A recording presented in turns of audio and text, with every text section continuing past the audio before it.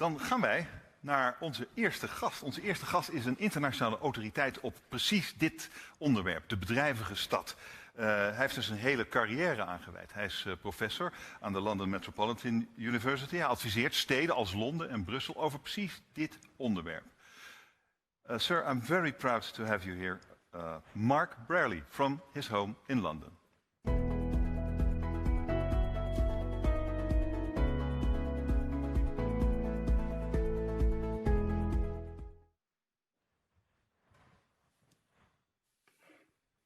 Good afternoon. I'm Mark Brearley, and I'm sorry for speaking English. For me, it was a happy accident. I went to buy a tray from a small urban manufacturer. A few months later, it became a two-family business. My family and Mr. Schreiber's family. We make trays, aluminium ones, deluxe, design plastics. About 20,000 per year emerge from our small Peckham factory. It started in the basement of a radio shop in the 30s, became Keynote in 1947, a classic story of city enterprise. 6 years ago, the business nearly evaporated, but now we're on the up, have tripled sales, pushed into 40 countries, grown the team to 12 in 400 square metres, and even got ourselves a royal warrant. We're proud to have been in our part of South London for 72 years, contributing to the diversity of the area's economy, one of over 100 industrial businesses in that part of town. Yet the storm clouds have come. The local government wants all the industry around the Old Kent Road to go away. They want housing to push us aside. This threatens extensive suffocation of enterprise. Our story, where us and our neighbours find ourselves, is typical of the London of now. A production economy that has been written off, assumed to be in terminal decline, but has in fact returned to growth. Alongside the rest of my city's industry, 11% of London's jobs, in fact, are industrial. That's close to 500,000. But just as that starts to be evident, we all get confronted by accommodation shortages. Sir, I'm sorry to interrupt you. Could you be so kind to share your presentation with us? We can't see it.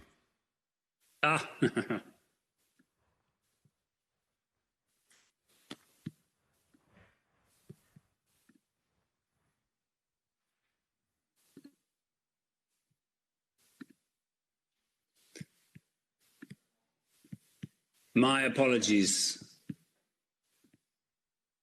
Yes. Do you see my screen now? Yes. Do you want me to go to the start or not? No, sir, please continue. I shall continue. Alongside the rest of my city's industry, 11% of London's jobs are industrial. That's close to 500,000. But just as that starts to be evident, we all get confronted by accommodation shortages, the threat of expulsion, find that we need to put energies into fighting for our right to the city. A typical scene in my city. Those red uniforms, it so happens, are all made in Tottenham, North London, by a wonderful business who now expect to be evicted. One of the thousands of victims of a strip out of the space needed to house a burgeoning super diverse economy and a failure to build new. We're in the midst in London of a flourish, a refreshing of urban vitality, but at the same time a fast and grim demixing process. I will tell you about one part of that process, what it threatens. In your cities too. London's just my example. I will suggest that inventive response is now a crucial urban project. Pick an area. Let's look along the Thames from Rainham. Hiding in there, both standalone and weaved in with the city fabric, are huge material yards, stockholders, builders' merchants by the dozen. timber depots, recycling plants. There's Britvic, who make Pepsi for London to drink, Tate & Lyle sugar, the vegetable oil refinery in Erith, the gold ingot manufacturers, taps and magnets, skip hire, waste transfer, hauliers, wharves, rail freight, warehouses. Businesses working with metal, glass, paper, plastic, laundries, packers and shippers, Ford's diesel engine plant in Dagenham, London's biggest factory, over 1 million engines each year. Lots of windows, doors, kitchens and wardrobes. Foundries and fabricators, metal spinners, millers, punchers. Tilda Rice, the wax people, laboratory glassware, plating and coating, salmon smoking. Whittaker and Sawyer and Mason Pearson making brushes, the pallet people, the makers of garden sheds, ice cream wafers. In my city, the industrial economy is dominated part of our lives. Hidden away, but vital. Needs to be near and always evolving. This is Closed Loop in Dagenham, who set up in London because of its stream of waste. And now, under the wing of Veolia, they produce food-grade plastic recyclate out of 35,000 tonnes of plastic bottles per year. The city's serving economy is no small matter, humdrum, hidden, but vital. Where is my parcel, my groceries, my bus? Thousands of depots deliver what we need and what we want. This is the fresh from the wrapper's new Waitrose home delivery depot in Coulston. We'll need many more of these, big and small, as London's population grows by 1/3 over the coming decade, and doubly so as our shopping habits adjust. The new Morrisons and Ocado customer fulfilment centre in Erith here, 185 million invested and expected to bring 3,500 jobs when fully operational. While most of us habitually look the other way, all this is happening, feeding the daily needs of the burgeoning city and woven into its fabric. And the majority of city manufacturing businesses are closely hooked to the urban market, producing just-in-time and bespoke wares, ranging from sandwiches and dairy products to stage sets and costumes. All of this will grow rapidly in our fast-expanding city.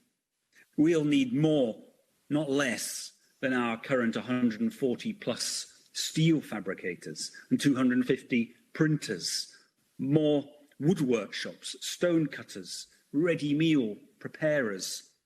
Huge investment is going into volume bakeries. Warburton's spent £70 million on upgrading their Edmonton plant that now runs around the clock throughout the year, 23,000 loaves per hour. Meanwhile, blossoming appetite for craft-baked bread has grown the number of smaller wholesale bakeries. In London today, more than 170. These trends are magnified by increasing city prosperity and burgeoning interest in local origin.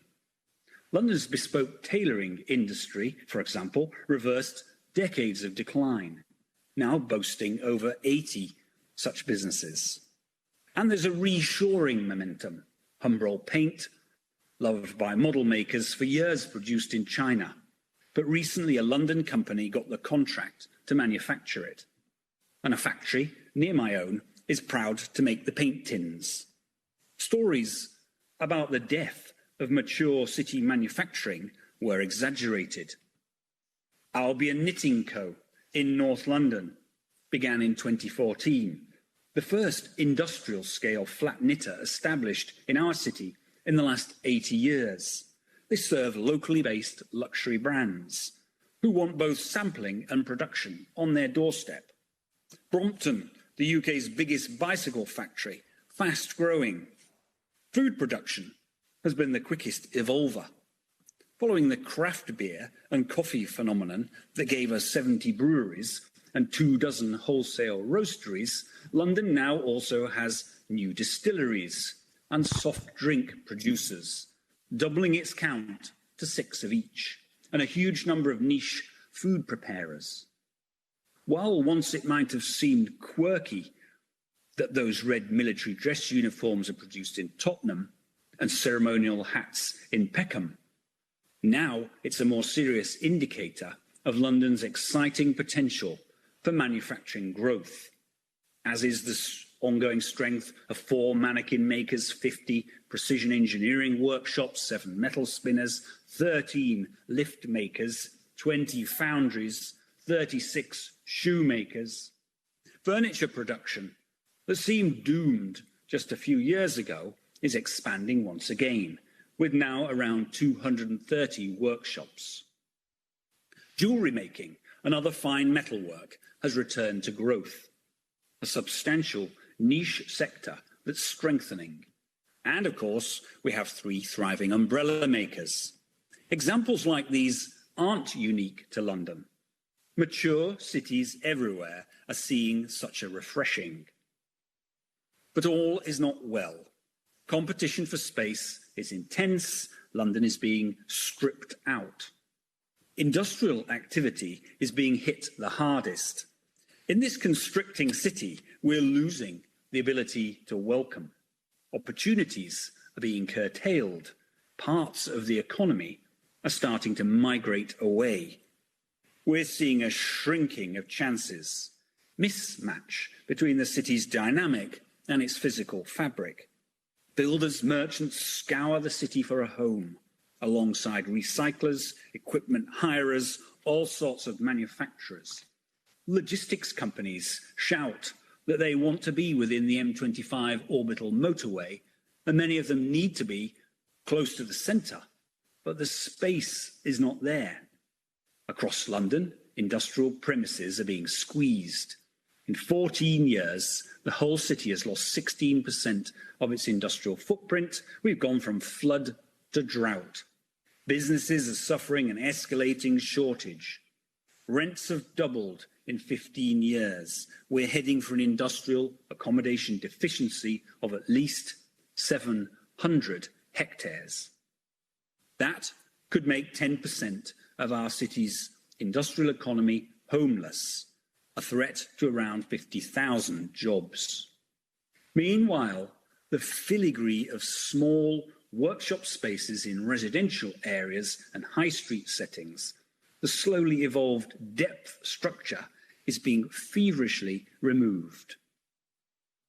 With reduced capacity for entrepreneurialism, without space, urban industry will be strangled.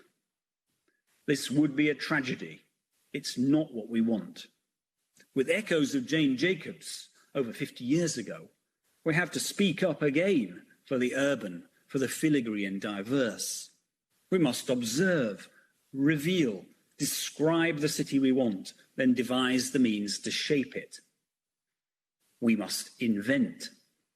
It is our job together to shape cities, ensuring we can welcome the whole dynamic, accommodate a full economic as well as domestic life. Weave it in as cities repopularize, get more intense. We have a type challenge. We need industrial space standalone and in mixed developments, embraced alongside and below other uses. And in cities like yours and mine, we have no alternative but to make industrial accommodation away from the ground floor become a significant part of the provision. We need the people who deliver industrial accommodation to think city. The job includes hunting for examples, humble shop and factory in Leighton, Marquise, metal workers in a housing block here in Vienna, housing above storage, loading and heavy goods vehicles, Delft. Highway maintenance depot slipped into Munich. A big tyre warehouse, happy alongside housing and showrooms in Buda. In Napoli, car repairers next to shops and cafes, down in the far south of Italy and in Brussels. While up in Rotterdam, adeptly tucked below flats in one of those superb mid-century frontage and yard blocks. In London, here hosted by a classic piece of high street depth. In Cotrique, there is a filigree of industry weaved in with the domestic. In that city's Bissegem area, we counted 80 small clusters of embedded industry, all thriving and accepted. In Salento, I came across a pasta shop with street frontage, and behind it they have the factory, 200 square metres embedded in the block, and another space in the nearby industrial area. They work between the two, proud to export to Germany. And we can do more like London's bus garages, immovable and embraced by the city. Learn from the breathtaking integration of the Godiva factory into a super varied Brussels block. Occasionally, the examples are more recent and new, like this spontaneous development in Hevaart, residential above the entrance to a huge used car export yard, again in Brussels from the 80s, double-decker logistics. In Western Flanders, everywhere, housing and industry are developed together, as they long have been, product of an entrepreneurial culture. And as London grows, we look at the developments that could so easily incorporate more mix, welcome in the bigger spaces that we need, but currently do not. Here, near my own factory, a large housing development has big span spaces for a school at the bottom. But that could just as well have been a factory or a courier depot or a taxi repair workshop. In Barking, there is a huge new Asda supermarket with housing above. The big lorries and the yard and the noisy plant are all incorporated into the building. If that's possible, then why not food producers, fabricators, joiners, builders merchants? Indeed, recently finished near King's Cross is a large builders merchants with student living above. Meanwhile, in Germany, they're building Gewerbehof, multi-storey workshop buildings to house businesses priced out of other accommodation in the inner city. In Munich, they've recognised the need. In Hamburg, near the middle of the city, this one is just completed and now fully let. 100 industrial units, 4 floors, giant goods lifts. In Vancouver, just 15 minutes walk east of the centre, this development is going up. It will combine 350 flats with offices on top of 2 levels containing 6,000 square metres of industrial, and it's on a high street. Here in West London, an aggregate wharf with residential is proposed. It doesn't get much bolder. And by the same river, this 3-storey multi-user logistics building slotted into a constrained urban site will soon commence. It's a type that is taking hold in Europe, a 2-level one for IKEA in Paris here. In London, global industrial developer Goodman recently bought 4 hectares only a few kilometres from the centre of the city for a record eye-watering €20 million per hectare. It's rumoured they could do industrial on 6 stories. Students, where I do some teaching, have been amongst those exploring how it can be done for whole areas, checking out type possibilities, residential with industrial and diverse other uses, where the alternative would be just residential. Here, testing by our friends at Karakusevich-Carson Architects, industry and housing together, an alternative plan for part of Tottenham. More of that, please, until it becomes normal. 5 years ago, Atelier Brussels' Productive Metropolis kicked off. Sponsored by the governments of Flanders and Brussels, they asked me in as the atelier master. It's been part of an attitude-shifting process about motivation and intent as well as about design and planning. We worked through a series of workshops, sessions that nurtured interest, sharing. The first focus was on areas of Brussels where there's immediate prospect of change and significant public authority leverage.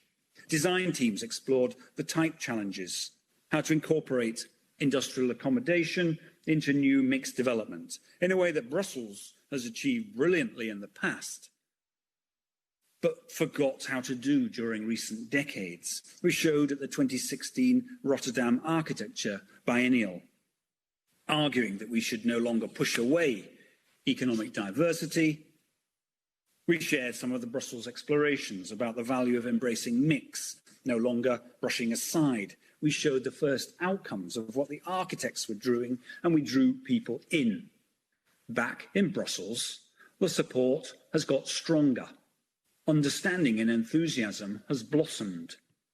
We took that show on tour, then more workshops, 20 in all, delving into the intensification here of the Buda industrial area in the north of the city and in the southern Sene Valley, considering the Catala and Audi expansion sites.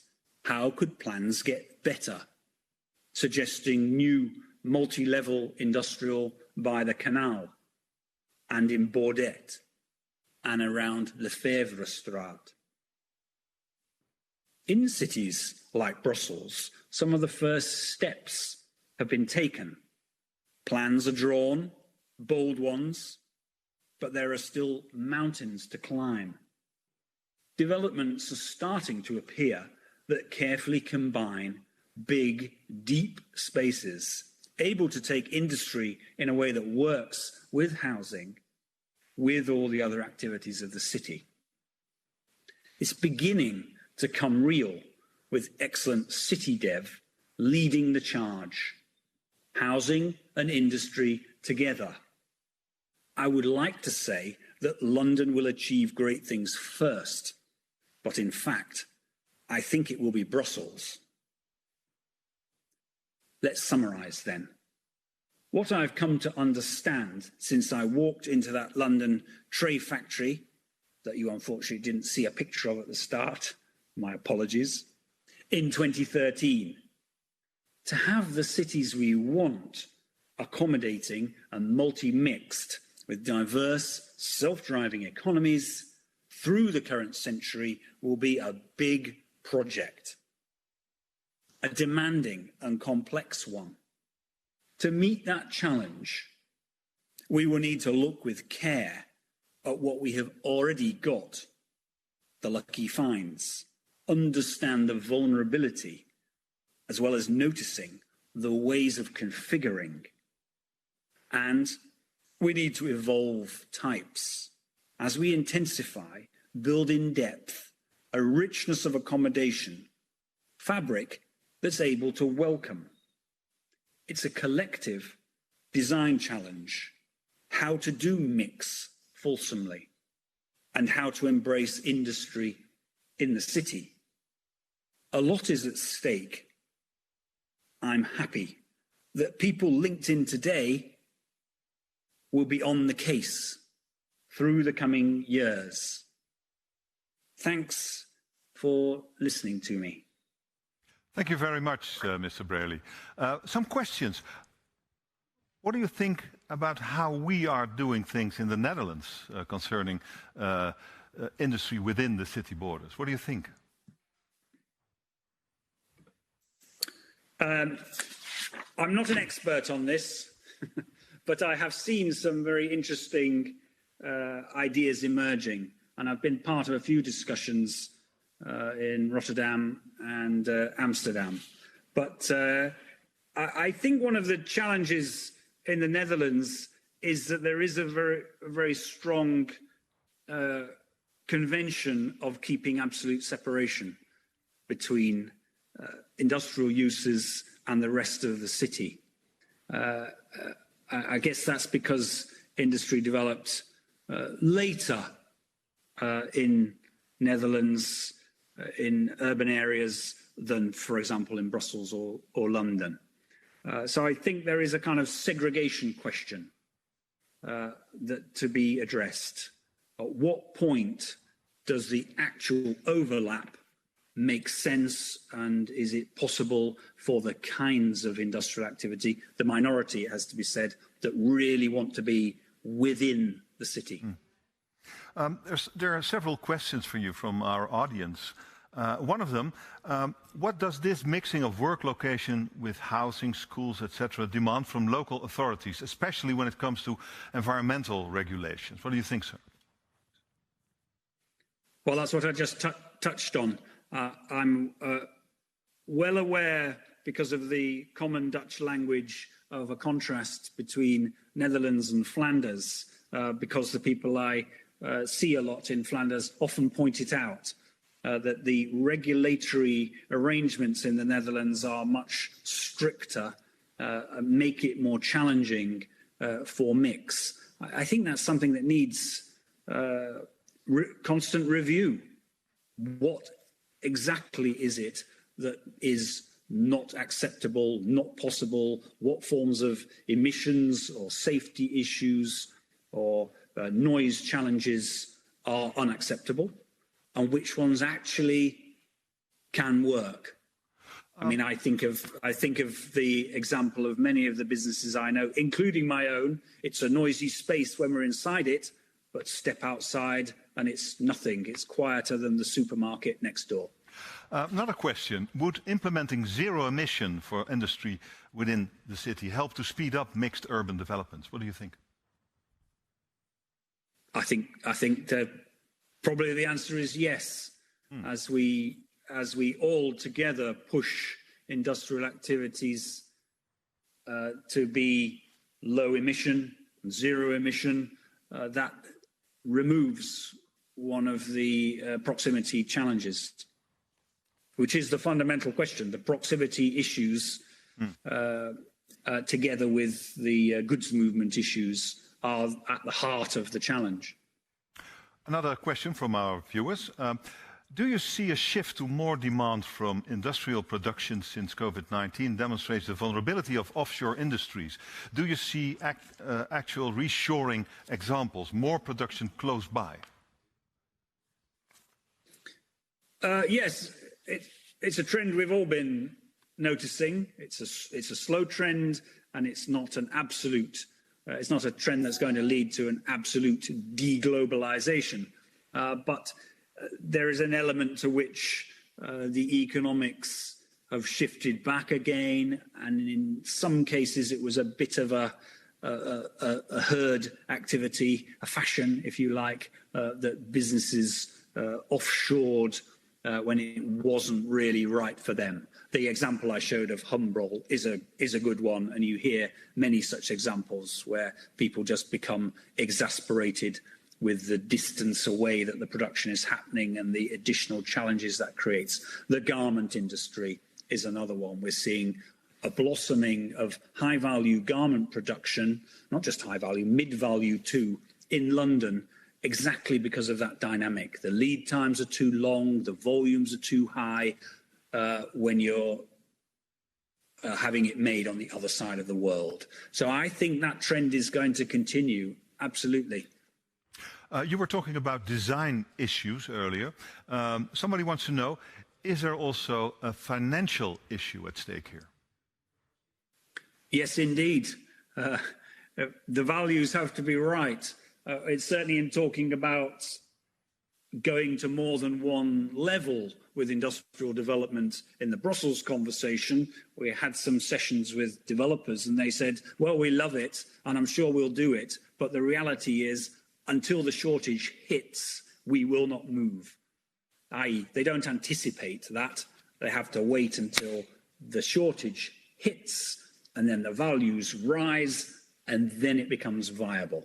And the German examples, it hasn't become viable, but they think it's getting there. So the cities have stepped in to give some subsidy through donating the land is the key one. So yes, to mix and to intensify makes the building costs higher. And what do you think happens if we don't succeed in getting workshops within our cities? What would happen if we will not be successful in that aspect? I don't think the world ends. No.